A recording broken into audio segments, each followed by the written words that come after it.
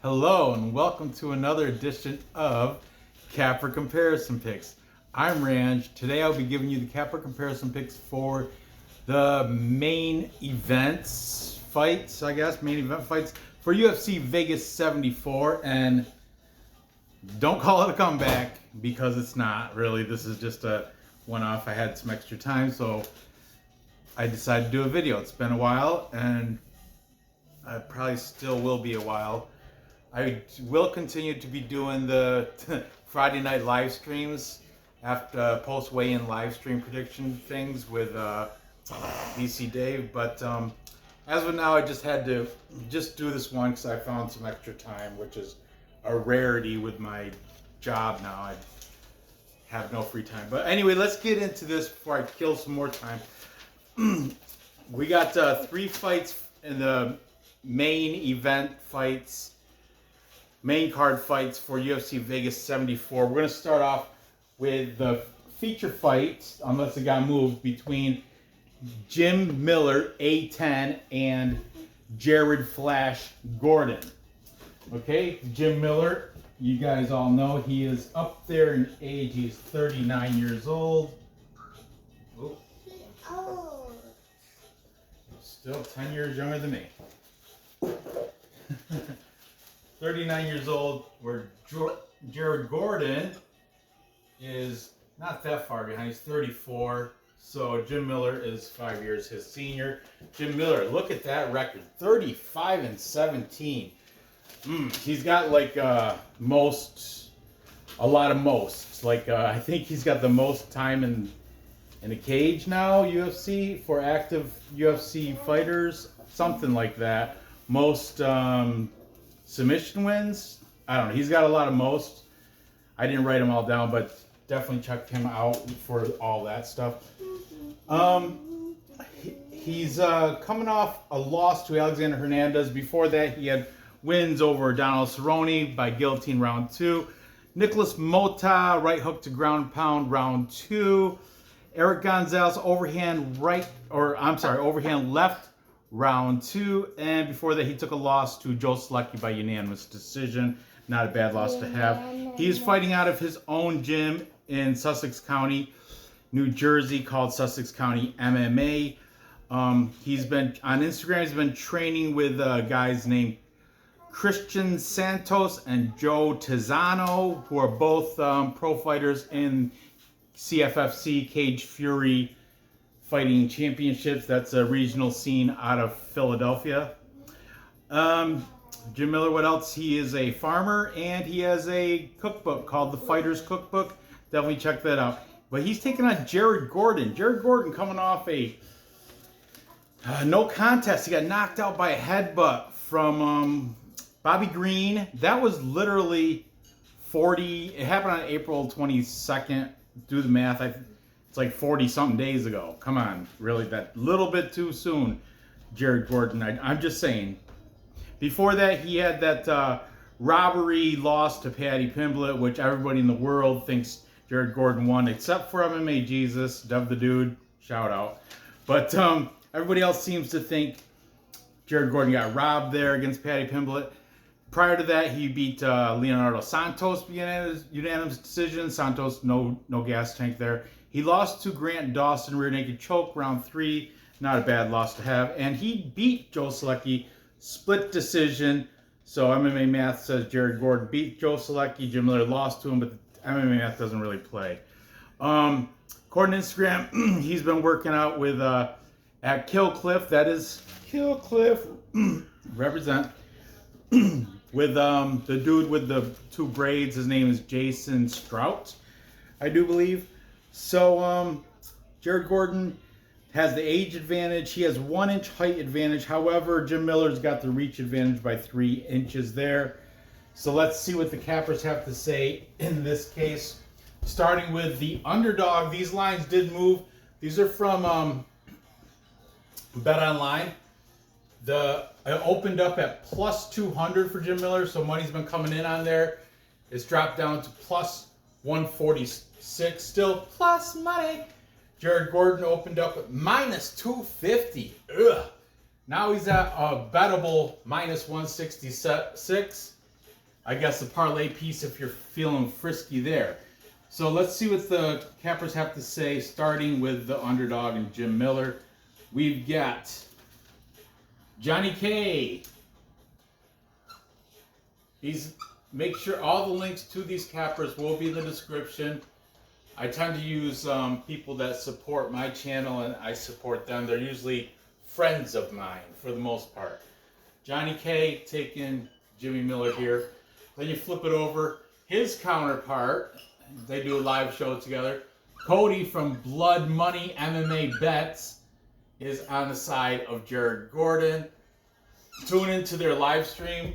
I don't know which channel it's going to be on, but they do a live stream on, I think, Thursday nights. So tune into that. Then we've got, taking Jared Gordon, my friend Vlad from UFC Celebrities and Classics. Also taking Jared Gordon there. Jump back over here. Another friend of mine, MMA Joey, is on the side of Jim Miller here. Likes his veteran savvy. And he doesn't like, nobody likes the fact that Jared Gordon just got knocked out by a headbutt 40-something days ago. So nobody likes that, including the Fight Night Pick brothers. Or actually, they don't mind it, I guess, because they're both, Matt and Craig Allen are both on the side of Jared Gordon. And finally, we got 1, 2, 3, 4, 5. Okay, I got a sixth capper. But it's a group of 3 friends of mine. Perfect parlay pursuit. That's Luke, his brother Alex, and Dan the Batman. All coming at you. And let's see. Triple P nothing. No certification here because Luke is on the side of Jim Miller purposely because he didn't want to Triple P certified Jared Gordon. And Dan and Alex are both being ageist and taking Jared Gordon because of the youth here. My pick here, just going off of recency, I think Jared Gordon is a comparable fighter, but I think Jim Miller's found a revival. I know he's not the same fighter he was, but he's still on that upward projection. And Jared Gordon, before he got headbutted, he was losing that fight to Bobby Green. I think I'm going to go with the plus money here. I'm going to take Jim A10 Miller to get it done over Jared Gordon. However, I don't know about putting money on it, but I kind of want Jared Gordon to win. I want to see a rematch with Paddy Pimblett. That would be beautiful to see that. But regardless, I think Jim Miller is going to be able to get a decision victory over Jared Gordon because Jared Gordon's coming back too fast from a knockout. Moving on. Next, we have the co-main event, the featherweight fight between Alex Caceres, Bruce Leroy, and Daniel the Pit Pineda. Both these guys, veterans. Look at the records. Alex Caceres, double-digit losses for both these boys. Alex Caceres is 20-13. He comes in as the moderate favorite, -180. Taking on Daniel Pineda is 28-14. Comes in at a +155 underdog. The lines have moved a little bit. I had it opened up. Caceres was -175, so money's been coming in on him. And Pineda was a +140. They're trying to make him more attractive, boosting up to +155 because they're seeing a lot of bettors go on the way of Bruce Leroy for this. Bruce Leroy will have a 3-inch height advantage and a 3.5-inch reach advantage. Both these guys own their own gyms, which is pretty ironic. Alex Caceres owns a gym in Florida. I think it's Kendall, Florida. It's like an outskirt of Miami, I do believe, called Zen Ronin MMA. He used to go to MMA Lab back in the day, but now his gym is up and running. He's got his own website. Shows him he's got little kids instructional. He's a coach and owner of Zen Ronin MMA. Daniel Pineda also owns his own gym. Him and his older brother have it together, and that is called the 4 Ounce Fight Club. That is in Houston, Texas. He does also have like I wouldn't say a partnership, but he's got like a thing going on where he does some training with Fortis MMA. That's Alex Morono, the Wilkes Bear, that whole was it Saeed Saouf? That anyway. Daniel Pineda does roll around with the guys from Fortis as well. I saw an interview with him. James Lynch had an interview with him, and he's actually got a renewed contract. Keep that in mind. That might play a part here. 5 fights added on to his contract, a renewed contract. And then they asked who he's been training out with. He said, for the most part, his brother, but he also mentioned Rafael Alves, who on Instagram you can see him. It's probably about half a year ago, but you see him in some training videos. And then I was looking at his 4 Ounce Fight Club for any other known names that practice there. And Ike Villanueva, Ike, I don't think he's in the UFC anymore, but that heavyweight also out of the 4 Ounce Fight Club. But as I mentioned, Daniel Pineda does mess around with Fortis MMA as well, so keep that in mind. Okay. Oh, this is an interesting one. These guys, pretty close in age. Alex Caceres is the younger guy at 34. Daniel Pineda, 37. But it's a featherweight fight, 145 pounds. So if it was bantamweight, I might get nervous, but I think 37 is still decent featherweight. Let's see what the cappers have to say, starting with the favorite this time. In Alex Caceres. First of all, let's go through his last 5. Coming off a win against Julian Erosa where he got a head kick to punches. Round 1, fantastic win for Alex Caceres, Bruce Leroy. Before that, he took a loss, unanimous decision to Sodiq Yusuff. But Sodiq Yusuff has proven to be a very, very skilled fighter. Before that, he rear naked choked Sung Woo Choi. Round 2, I remember that fight. I had money on Sung Woo Choi. Bruce Leroy using that fight IQ, backpacked onto him, rode him till he found that rear naked choice, that choke in round 2. Before that, he beat Kevin Kroom. That was probably while Kevin Kroom was having his little thing with Gina Mazzani or Tim Elliott. But that's a whole nother fight. I'll talk about that on Friday if you guys tune in. And before that, he beat Austin Springer, rear naked choke, round 1 for Alex Caceres. Daniel Pineda, his last 5, really quickly. Coming off a win against Tucker Lutz, guillotine round 2. Daniel Pineda is a legit BJJ black belt. Before that, he had a no contest to Andre Fili, but Andre Fili, it was a no contest because of accidental eye poke, but Andre Fili was piecing him up. Andre Fili, if that wasn't an accidental eye poke, he would have took that fight. Unanimous decision, without a doubt in my mind. Before that, he lost to Cub Swanson, right cross round 2. Cub Swanson, good on him. Prior to that, he beat No Gas Tank Herbert Burns by elbow from crucifix. And not Gilbert, Herbert. Not Gilbert, Herbert Burns, the one without the gas tank, the lesser of the 2 brothers. Herbert Burns, he beat him in round 2, elbows from crucifix. And prior to that, he was in the PFL where he lost to Jeremy Kennedy. I think he was winning, but it was overturned because of steroid abuse. That's real quick about Daniel Pineda. So let's see what the cappers have to say now. Starting with the favorite here in Bruce Leroy, Alex Caceres. Taking Alex Caceres, we have Triple P certified. This one, Perfect Parlay Pursuit. All of them, Luke, Alex, and Dan, all taking Alex Caceres. Then we've got MMA Joey taking Alex Caceres.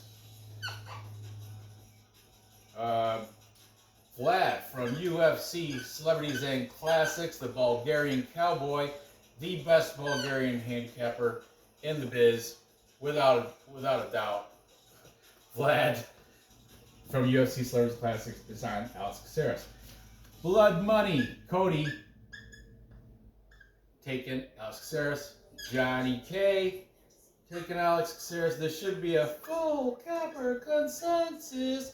However, it is not, because we have one guy keeping from that, and that is Fight Night Picks. Matt is on Caceres, but Fight Night Picks Craig is on Daniel Pineda. Now this is a sneaky, trappy feel for me, because, like I mentioned, Daniel Pineda just got his renewed contract. They added gave him a 5-fight contract renewed. So I think that this might be a trap. I mean, I just don't like his last. I mean, Tucker Lutz is not that great. I don't like he was getting pieced up by Andre Feely before the eye poke, and he lost to Cub Swanson. Despite being that I having that trappy feeling, I'm gonna go with Alex Caceres as well.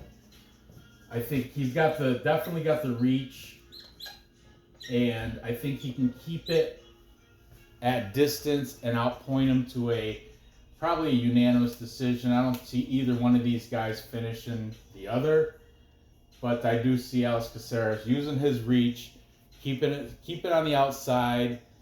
I don't think it's going to be a wrestling match. It's going to be striker's paradise here, and I think Caceres is a better striker. Stand up, better on his feet. So I'm going to go with Alex Caceres, Bruce Leroy, to get it done by decision, volume, point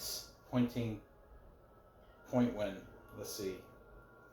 I'm sorry, I forgot to break decision here, and decision here as well. Finally, moving on. Time check. Okay, perfect. Next we have the main event for UFC Vegas 74.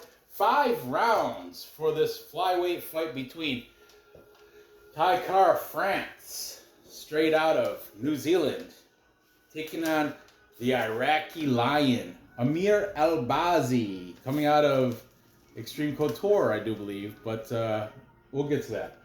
Okay, KaiKara-France is 1 year older. He's at 30 years old. Amir Prince Albazi is 29 years old. KaiKara-France opened up as the even money plus 100. This is coin flip odds, minus 110 both ways. Amir Albazi was a minus 125, opened up as a slight favorite, probably because he's 16-1, where KaiKara-France has double-digit losses, 24-10. Let's talk about some of these losses. Talk about the most recent one. He lost to Brandon Moreno. Don't blink, KaiKara-France lost by a liver kick in round 3 to Brandon Moreno, but that is not a bad loss to have. Brandon Moreno gets it done. Before that, he has an impressive win over Askar Askarov, unanimous decision. He knocked out Cody Garbrandt, but that you got to consider Cody Garbrandt did drop down a weight class, had a bad weight cut for that fight. Keep that in mind. So it wasn't like it was a real good Cody Garbrandt. It was a weakened, down a weight class Cody Garbrandt. He knocked KaiKara-France, took him out. Round 1 punches, but it was a kind of expected. Before that, he beat Rogerio Bontorin by punches, and part of that, he lost to Brandon Royval by guillotine in round 2. That's KaiKara-France's whole is his jiu-jitsu and ground game. However, I will point out 87% takedown defense, which will come into play here. He does know how to stuff takedowns, and his cardio is phenomenal. Prince Amir Albazi, 16 and only 1 loss for him. He's coming off a win over Alessandro Costa, ground punches, round 3. Before that, he took the weaker of the two Figueiredo brothers. He took Francisco out with a rear naked choke in round one. But Francisco is not that. He's not even mediocre. He's less than mediocre. Before that, he is probably one of the better wins. He beat Zhalgas Zhumagulov, Triple Z. Zhalgas by unanimous decision. His UFC debut, he triangle choked Malcolm Gordon round one. Very good introduction to the UFC. And before that, he was in Brave CF, where he beat Ryan Curtis by key lock in round one. Amir Albazi will have a slight 1 inch height and 1.5 inch reach advantage. Amir Albazi, as I mentioned, he is the Iraqi Lion, but his gym is Extreme Couture. However, on Instagram, he's been training at the UFC Performance Institute with none other than JP Bays. JP Bays was there, a wrestler in Victor Lapari, and Coach Dewey Cooper. What do they call him? Black Cobra. But he's been putting it in over at the Performance Institute on Instagram, showing that. And KaiKara-France, City Kickboxing. You know, he's over City Kickboxing, and it shows him sweating with Israel Adesanya and the whole City Kickboxing crew. But he's always the little guy in there, KaiKara-France. So, you know, flyweight, what are you going to do? So, anyway, both these guys have been putting it in on Instagram. This is a very interesting fight for me because I usually take the guy with the wrestling advantage, but this is peculiar because Albazi hasn't really shown he can beat top level UFC fighters, where KaiKara-France has beaten top level fighters. Look at his last two losses in his last five: Brandon Moreno, Brandon Royval, both of them good. But what bothers me is the hole in the ground game. So that's why I got to kind of rely on the capper picks. See what these esteemed handicappers are going to pick here. So we're going to start with KaiKara-France. And taking him, we've got UFC Celebrities and Classics, the Bulgarian Cowboy on the side of KaiKara-France. Remember, all these, the links to these cappers will be in the description. Be sure to check them all out. I don't use them unless I like them and I like their picks and they know what they're talking about. Vlad, me and him go way back. We go back to 2020 when I first started. Also taking KaiKara-France, we have Johnny K.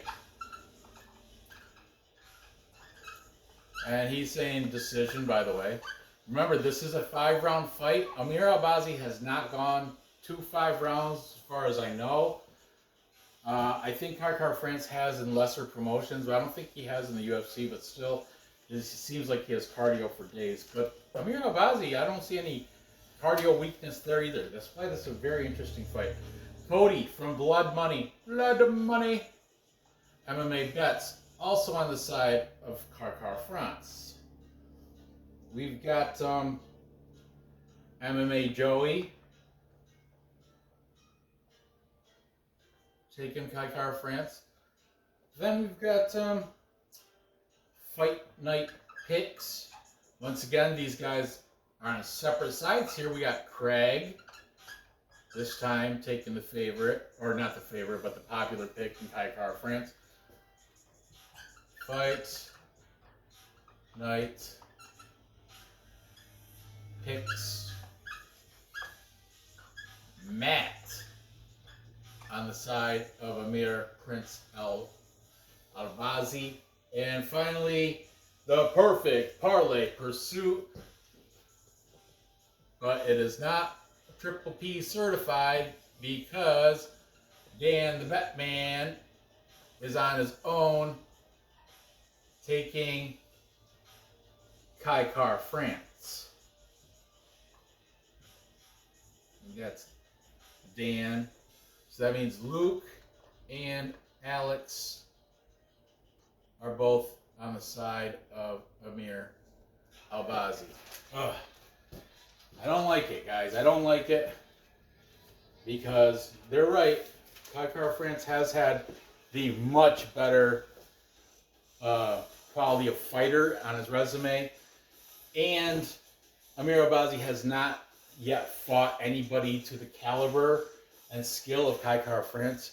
However, and I 87% takedown defense, which should and realistically negate the wrestling of Albazi. But I think in 5 rounds, Albazi is going to be persistent with, he knows his path to victory is not going to be standing up. It's going to be on the ground. I know all fights start standing up, but I think Albazi's going to use his wrestling advantage and have smart fight IQ in there and use wrestling. I'm going to go with the not as popular pick. I'm going to take Amir Albazi.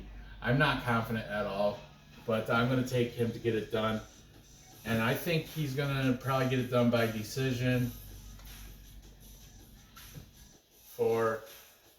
against KaiKara-France. Yeah, he has 16-1, only 1 loss, and it's not like he's doing it right. He's taking care of these people as he should. Let's see. Ground punches, round 3. Rear naked choke, round 1. Unanimous decision. Triangle choke, round 1. Key lock, round 1. That was only his last 5. Getting it done. But I think KaiKara-France does have durability and cardio to last the entire 5 rounds. I'm going to go with Albazi to get it done here. So, to recap. Thank you. Time check. To recap, I've got A10 Jim Miller getting a decision victory over Jared Gordon. Man, I might even switch that to submission. I'm considering it. But Jim Miller will be my pick there. Then I have Alex Caceres outstriking Daniel Pineda. Once again, I'm not confident with it, but I think he should get the decision. And finally, I'm going to use the wrestling advantage of Amir Albazi, because I think what's going to happen, it goes to later rounds, and KaiKara-France is not going to be able to keep stuffing him all these takedown attempts throughout the entire fight. And it'll find its way on the ground where Albazi will get control time. And who knows, maybe he'll even do like a ground and pound while he's down there, or work in some sort of submission. So I'm going to go with the Prince Amir Albazi in that one. So there you have it. Gather the info, place those bets, and cash those tickets. I appreciate you watching. Like I said, every Friday I do the live stream with Dave right after the weigh-ins. Well, not right after, but post weigh-in live stream prediction videos. So stay tuned for this Friday with myself, BC Dave. Maybe we'll get a guest on there like Manny from MMA Fight Club or something. It's a good time. It's live. Come on to that live stream, please, and be sure to give this video a like. I would love to do more of these, but my career, my job, it sucks most of my free time up. So, but enjoy this one. Anyway, thanks for watching. Good luck on your bets, and I will see you hopefully this Friday. Yeah.